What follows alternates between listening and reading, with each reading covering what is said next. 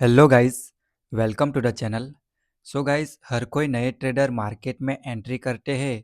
वो traders initial stage में market के बारे में ज़्यादा अवेयर नहीं होते हैं। इसीलिए वो ट्रेडर्स आकर सीधे ऑप्शन सेलिंग में बड़े पैसे लगाने से डरते हैं एंड वो बात को जानने में क्यूरियस रहते हैं कि क्या हम ऑप्शन बाइंग में छोटा कैपिटल लगाकर प्रॉफिटेबल ट्रेडर बन सकते हैं क्या। जो ट्रेडर मार्केट में टाइम बिता चुके हैं वह भी ऑप्शन बाइंग को लेकर कंफ्यूज रहते हैं कि ऑप्शन बाइंग करनी चाहिए या फिर नहीं करनी चाहिए। तो आज हम इस एपिसोड में वही देखने वाले हैं, इज ऑप्शन बाइंग प्रॉफिटेबल और गैम्बलिंग। तो चलिए शुरू करते हैं।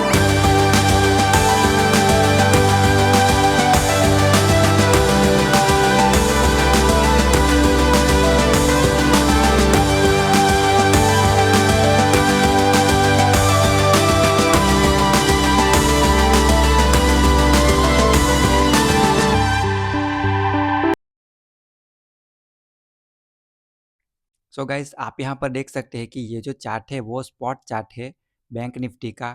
वो भी 15 मिनट का चार्ट मैंने यहाँ पर लगा के रखा हुआ है। और 29 तारीख की अगर हम बात करें तो उसके प्रीवियस डे यानी कि 28 तारीख को मार्केट में ड्रास्टिकली सेलिंग हुई थी।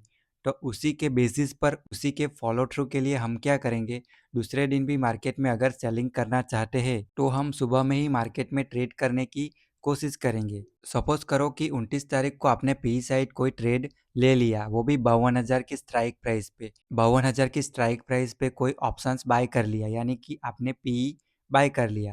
तो उसके बाद क्या हुआ, ये तो 15 मिनट का चार्ट है। तो 15 मिनट में मार्केट पहले तो अपसाइड गया और उसके बाद मार्केट डाउन साइड की ओर चला गया।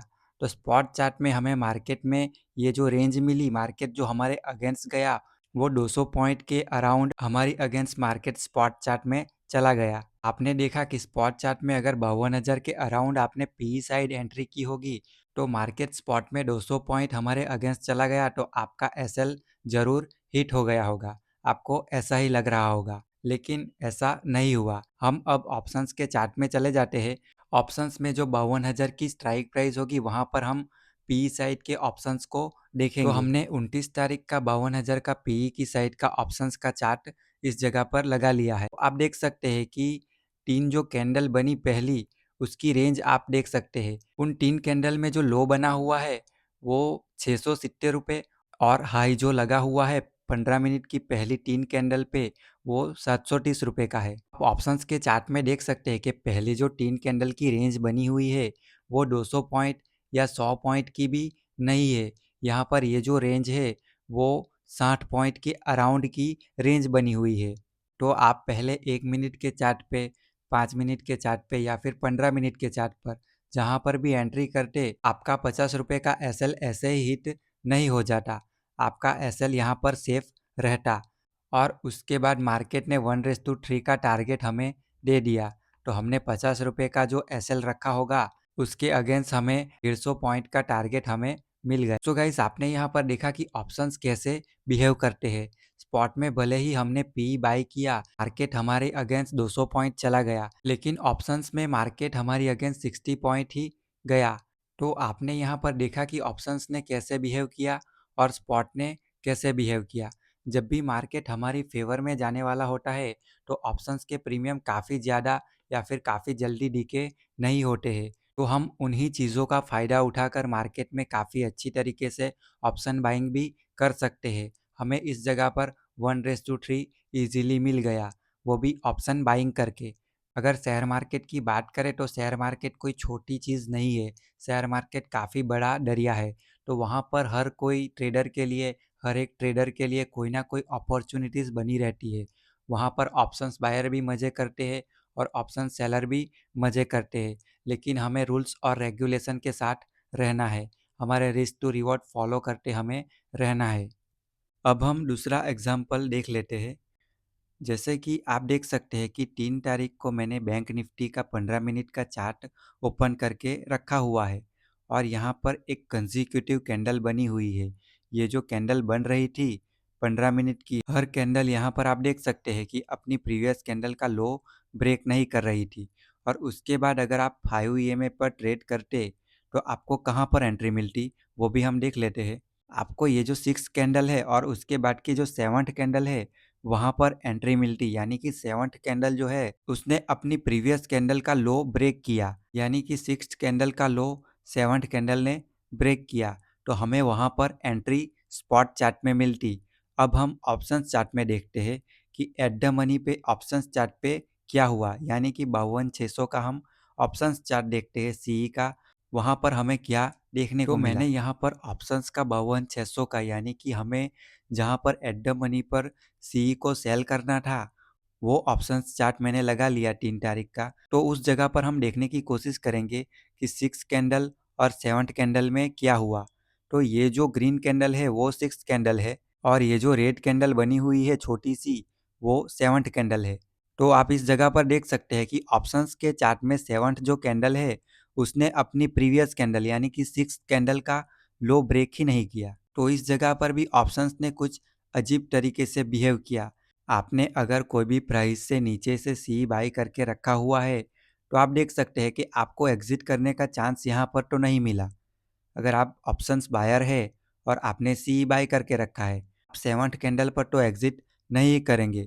तो इससे भी आप अंदाज़ा लगा सकते हैं कि स्पॉट में प्राइस कई बार कुछ अलग तरीके से बिहेव कर सकती है और ऑप्शंस में वही चीज़ें अलग तरीके से बिहेव कर सकती है। अब हम 4 दिसंबर को देखते हैं कि स्पॉट चार्ट में क्या बिहेव हुआ था और ऑप्शंस के चार्ट में मार्केट ने कैसा बिहेव किया था। अगर आप 5 ईएमए पर एंट्री करते हैं तो आप इस जगह पर देख सकते हैं मार्केट कंजिक्यूटिवली ऊपर जाने के बाद जो कैंडल अपनी प्रीवियस कैंडल का लो ब्रेक करेंगी वहाँ पर हम एंट्री करेंगे, यानी कि यहाँ पर 5th जो कैंडल है वहाँ पर हमारी स्पॉट चार्ट में एंट्री हो जाती, क्योंकि स्पॉट चार्ट में 5th कैंडल ने यहाँ पर अपनी प्रीवियस कैंडल का लो ब्रेक किया हुआ है। आप 4 दिसंबर को देख सकते हैं इस जगह पर। तो हमारी यहाँ पर 53,000 एट द मनी की स्ट्राइक प्राइस बन जाती है। उसी के हम अगर सी साइड के ऑप्शंस चार्ट में देखें तो वहाँ पर कैसा बिहेवियर हुआ है वो भी हम देखते हैं। तो आप इस जगह पर देख सकते हैं कि हमने 53,000 का एट द मनी की स्ट्राइक प्राइस सी साइड की ओर की लगा दी है। आप 5th कैंडल में देख सकते हैं कि स्पॉट चार्ट में आपको एंट्री मिली और उसके बाद मार्केट सीधा अपसाइड की ओर चला गया था, लेकिन ऑप्शंस के चार्ट में ऐसा नहीं हुआ। ऑप्शंस के चार्ट में क्या हुआ, प्राइस काफ़ी नीचे की ओर आ गई और उसके बाद रिवर्स हो गई। तो इस चार्ट को हम ऑप्शन सेलर के पॉइंट ऑफ व्यू से देखने वाले हैं।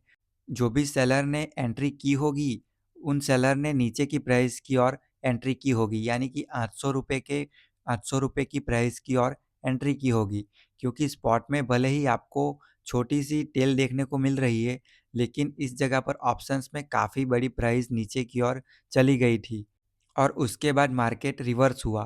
तो आप देख सकते हैं कि 900 रुपये की जो प्राइस है उससे भी ऊपर मार्केट चला गया था। स्पॉट में आपको एंट्री तो मिली वहाँ पर 5 ईएमए पर, ऑप्शन सेलर ने ऑप्शन सेल भी किया होगा, लेकिन ऑप्शंस में आप एट द मनी पर देख सकते हैं कि प्राइस काफ़ी नीचे की ओर मिली ऑप्शन सेलर को और उसके बाद मार्केट रिवर्स हुआ। तो आपने 100 रुपये का एसएल लगा कर रखा होगा तो ऑप्शन सेलर का 100 रुपये का एसएल भी हिट हो गया होगा, वहाँ पर 100 रुपये का एसएल भी काम नहीं आया। तो ऑप्शन सेलर के भी कुछ ऐसे प्रॉब्लम रहते हैं। स्पॉट प्राइस में तो वहाँ पर एंट्री मिल जाती है लेकिन ऑप्शंस की जो प्राइस होती है वो कई बार काफ़ी नीचे की ओर चली जाती है और अच्छी प्राइस नहीं मिलती है। तो उसी वजह से ऑप्शन सेलर के भी कुछ ना कुछ प्रॉब्लम रहते हैं। हमें लगता है कि ऑप्शंस बायर के प्रीमियम ही डीके होते रहते हैं और मार्केट में ऑप्शंस बायर को ही इशू फेस करना पड़ता है या फिर प्रॉब्लम क्रिएट होती है, डिफ़िकल्टी ऑप्शंस बायर पे ही क्रिएट होती है, लेकिन ऐसा कुछ नहीं है। ऑप्शन सेलर भी यहाँ पर कई बार प्रॉब्लम फेस करते हैं, कई बार डिफ़िकल्टी फेस करते हैं। तो मैंने आपको जैसे ही कहा कि स्टॉक मार्केट एक डिसिप्लिन का खेल है। जो डिसिप्लिन में रहेगा ऑप्शन बायर हो या फिर ऑप्शन सेलर, जिस दिन मार्केट हमारे फेवर में जाएगा उस दिन दोनों को प्रॉफिट मिल सकते हैं। ऑप्शन सेलर के या फिर ऑप्शन बायर के फेवर में जब भी मार्केट होगा तो उन लोगों को प्रॉफिट मिल सकते हैं, लेकिन हमें मार्केट में डिसिप्लिन रहना है। मार्केट में हमें रिस्क टू रिवॉर्ड फॉलो करने हैं, मार्केट में हमें रूल्स फॉलो करने हैं। हमने जो अपना सेटअप बना के रखा हुआ है उसको फॉलो करना है और उस पर बिलीव करना है और पॉजिटिव एटीट्यूड से हमें मार्केट को देखना है। हर बार मार्केट को हम नेगेटिव नज़रिए से नहीं देख सकते। अगर हमने शेयर मार्केट को प्रोफेशन बना ही लिया है तो हमें मार्केट को पॉजिटिव नज़रिए से देखना चाहिए। वो ऑप्शन बायर हो या फिर ऑप्शन सेलर, हमें डिसिप्लिन से काम करना होगा, तभी हम हमारे अकाउंट में ग्रोथ देखेंगे। इनिशियल स्टेज में हम अपने अकाउंट को मल्टीप्लाई ना कर कर एडिशन करने की कोशिश करेंगे। हम थोड़ा थोड़ा profit risk to reward wise add करते रहेंगे और कुछ टाइम बाद हमारा अकाउंट ग्रो होता हुआ हमको देखने को मिलेगा। हमें काफ़ी ज़्यादा लालच नहीं करनी है, हमें एक प्रोसेस फॉलो करते रहना है। रिजल्ट खुद ब खुद आगे जाके आपको दिख जाएंगे। आप यहाँ पर 5 दिसंबर को भी देख सकते हैं कि मार्केट डाउन साइड की ओर आया और ये जो स्पॉट में आपको ग्रीन कैंडल देखने को मिल रही है उसने अपनी प्रीवियस कैंडल के हाई को ब्रेक किया हुआ है। इस जगह पर आप देख सकते हैं। अब हम सीधे 53,000 के पी साइड के चार्ट में चले जाते हैं ऑप्शंस के, और वहां पर देखते हैं कि वहां पर क्या हुआ। तो आपने बैंक निफ्टी के स्पॉट चार्ट में 5 दिसंबर को देखा, 5 जो कैंडल थी उसने अपनी प्रीवियस कैंडल का लो ब्रेक किया हुआ था। लेकिन आप अगर पी साइड का चार्ट देखें, 53,000 का ऑप्शंस का चार्ट देखें, तो वहां पर आप देख सकते हैं 5 जो कैंडल बनी हुई है वो नीचे की ओर तो आई थी, लेकिन अपनी प्रीवियस कैंडल का लो यहाँ पर ब्रेक नहीं हुआ था।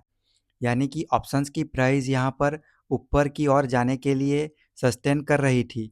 आप यहाँ पर देख सकते हैं, अगर आपने नीचे से पी बाई करके रखा होगा तो आपकी एग्जिट काफ़ी दूर होती और यहाँ पर भी 1:3 के अराउंड आपको प्रॉफिट मिल जाता।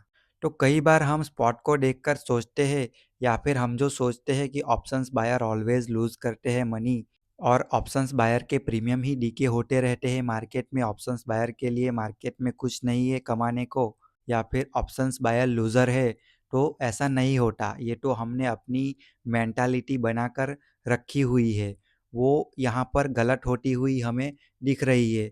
अगर हमें ऑप्शंस बाइंग में प्रॉफिट करना है तो हमें अपनी मेंटालिटी चेंज करनी होगी। तो मार्केट को हमें पॉजिटिव एटीट्यूड से देखना है, वो बात यहाँ पर हमने देखी। वो आप ऑप्शन सेलर हो या फिर ऑप्शन बायर। तो इस वीडियो को मैं यहीं पे ख़त्म करता हूँ।